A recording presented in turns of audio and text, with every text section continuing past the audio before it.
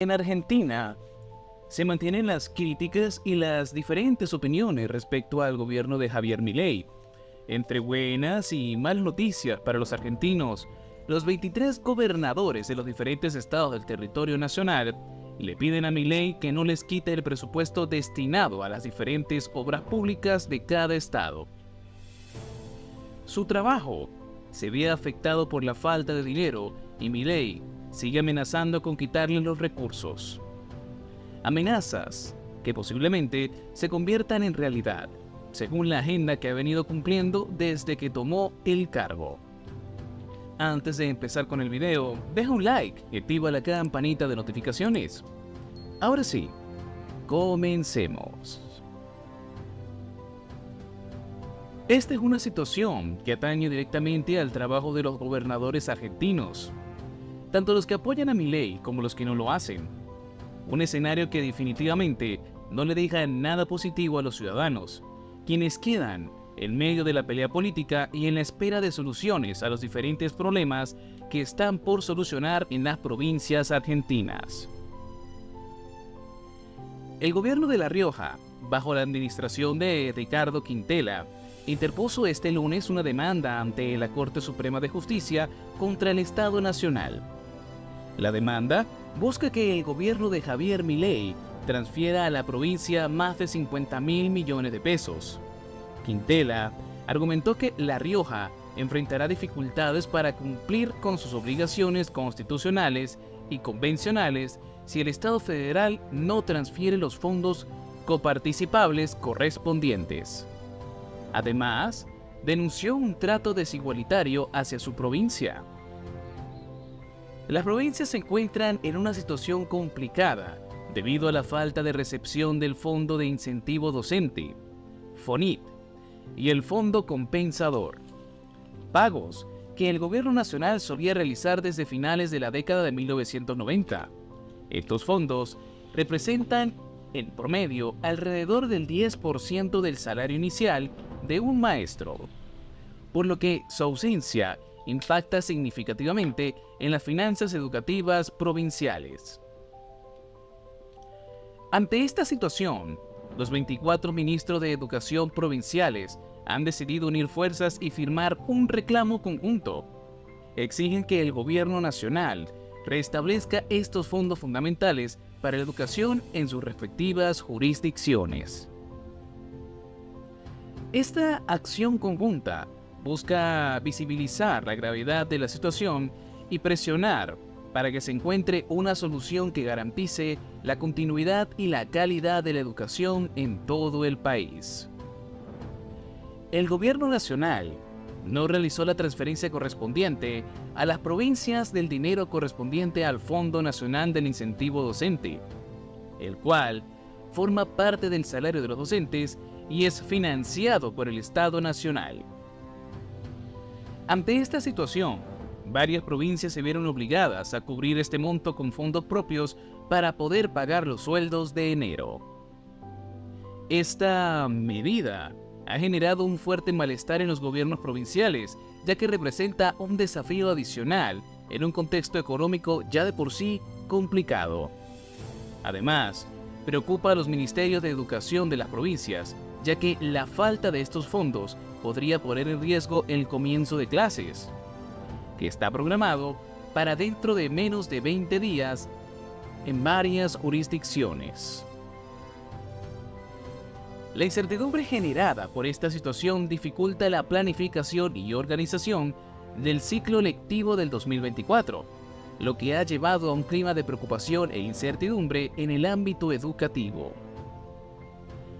Todos los ministros de Educación provinciales han enviado una carta al secretario de Educación, Carlos Torrendel, expresando su profunda preocupación por la falta de transferencia de varios fondos cruciales para el sistema educativo.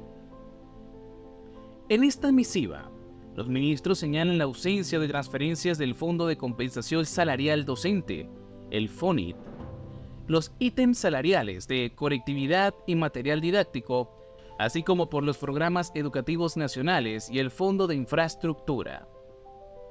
La falta de certeza sobre la continuidad de estas transferencias dificulta seriamente la planificación educativa en las jurisdicciones provinciales.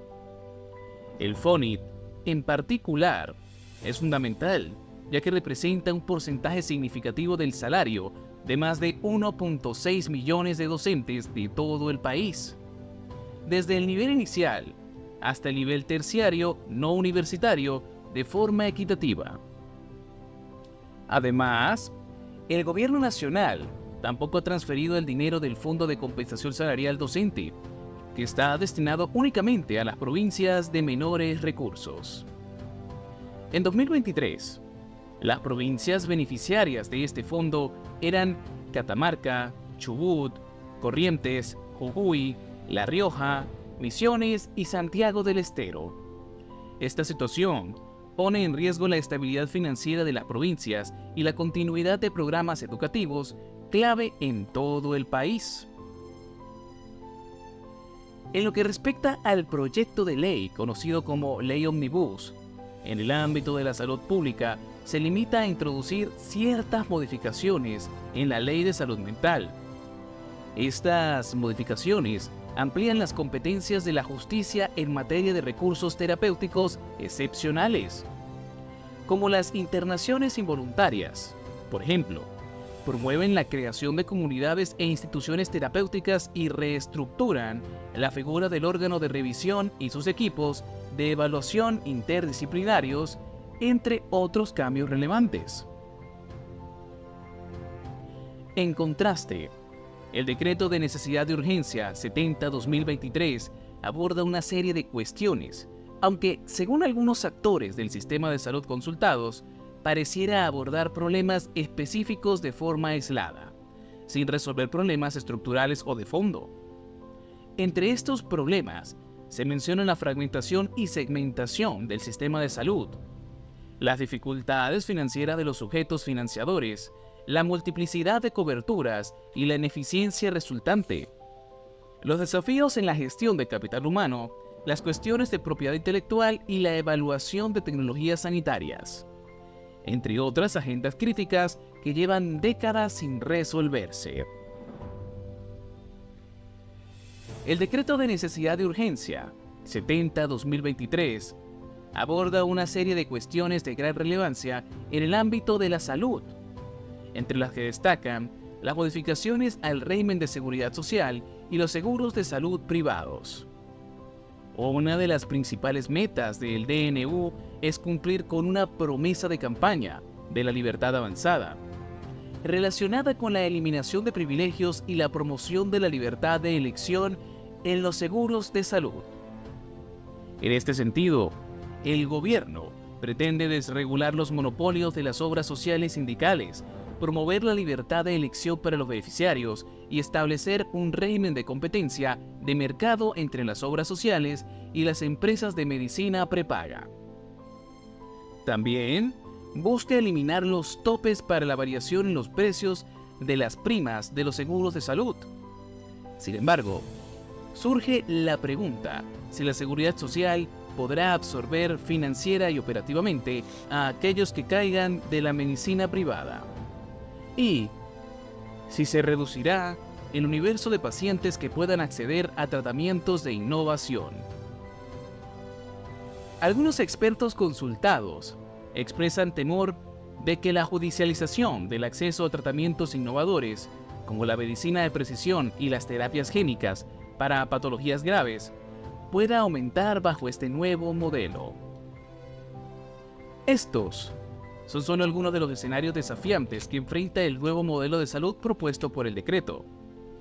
Además, el decreto aborda otras cuestiones importantes, como el desarrollo de la salud digital, con especial énfasis en la implementación de la receta electrónica. Sin embargo, surgen interrogantes sobre la interoperabilidad, la existencia de plataformas comunes y los campos obligatorios en este ámbito. También regula la prescripción de medicamentos genéricos, un tema que ha generado debates, ya que la normativa argentina establece que los medicamentos genéricos deben ser bioequivalentes al medicamento de marca. Por último, el DNU 70 incorpora un cambio significativo en cuanto al sujeto prescriptor de la terapéutica, transfiriendo ciertas competencias desde los médicos prescriptores hacia los farmacéuticos. Esta medida ha generado preocupación en algunos sectores, como la Asociación Médica Argentina, que considera que limita la libertad del médico en dirigir la terapéutica del paciente y restringe el libre ejercicio profesional. En el caso de la provincia de Córdoba, se observa una relación con el gobierno nacional como ninguna anterior. Martín Yarriora, gobernador de Córdoba, enfrenta una situación política desafiante a tan solo 60 días de asumir su mandato.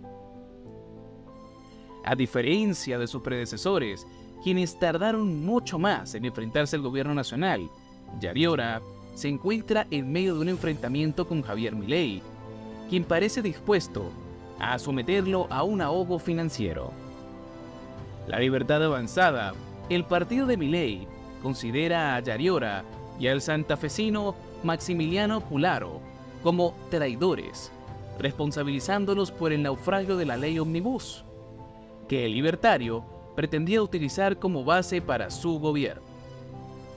Esta situación ha generado tensiones políticas y financieras, ya que el gobierno nacional ha amenazado con recortar los recursos que debe enviar a las provincias, como ya ha ocurrido con el Fondo de Asistencia al Transporte Público y amenaza con el Fondo del Incentivo Docente, lo que podría confirmarse con el no envío de fondos para cubrir el déficit de la caja de jubilaciones. En este contexto, Yarriora se ve obligado a tomar decisiones cruciales para intentar salir del ahogo financiero en el que se encuentra. Su capacidad para manejar esta situación será fundamental para el futuro político y económico de la provincia de Córdoba. Ahora bien, en el caso específico de Córdoba, durante el mes de enero, aun cuando Martín Yarriora y Javier Milei parecían aliados y los 5 diputados nacionales que responden al gobernador cordobés parecían apoyar al bloque libertario en la delegación de facultades al presidente, el mes finalizó con un déficit de 15.880,5 millones de pesos en comparación con los 18.801,7 millones que se esperaba ingresar durante el primer mes del año.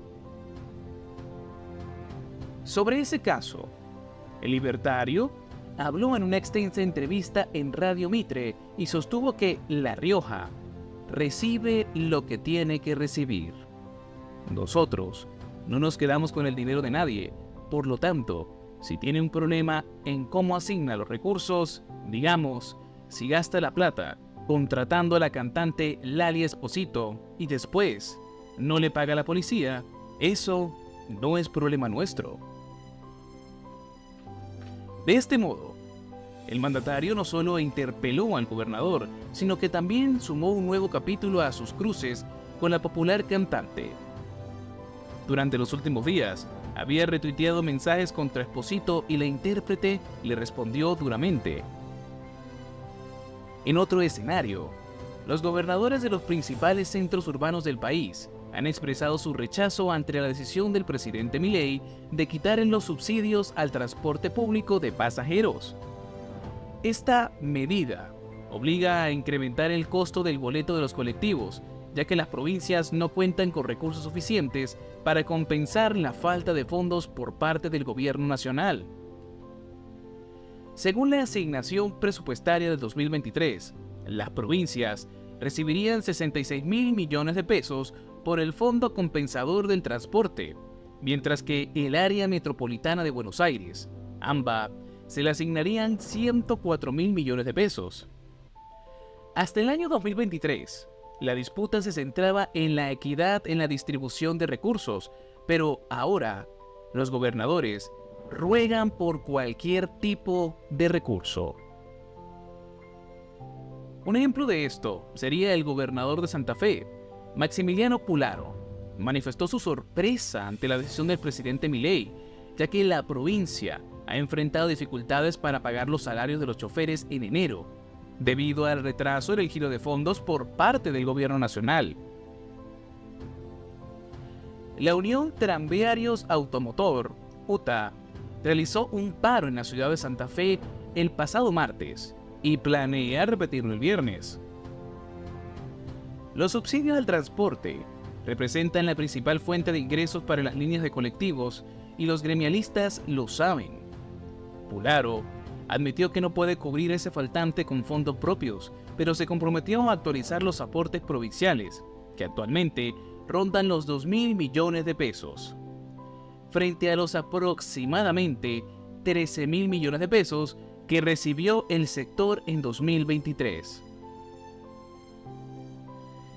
Las provincias han estado debatiendo sobre el fondo compensador, centrándose en el tema de las tarifas, ya que pagan 4 veces más que en el área metropolitana de Buenos Aires. Sin embargo, como señaló el ministro Guerrera, es complicado establecer un boleto federal equitativo, dado que los sistemas de transporte varían tanto como los boletos. Por ejemplo, en Santa Fe, durante ciertas horas, el boleto de transporte tiene un tope, lo que facilita las combinaciones, mientras que, en Córdoba, el boleto está subsidiado para casi toda la comunidad educativa. Es importante destacar que, en términos generales, los subsidios que la Administración Nacional otorga al transporte han aumentado en términos reales en los últimos años.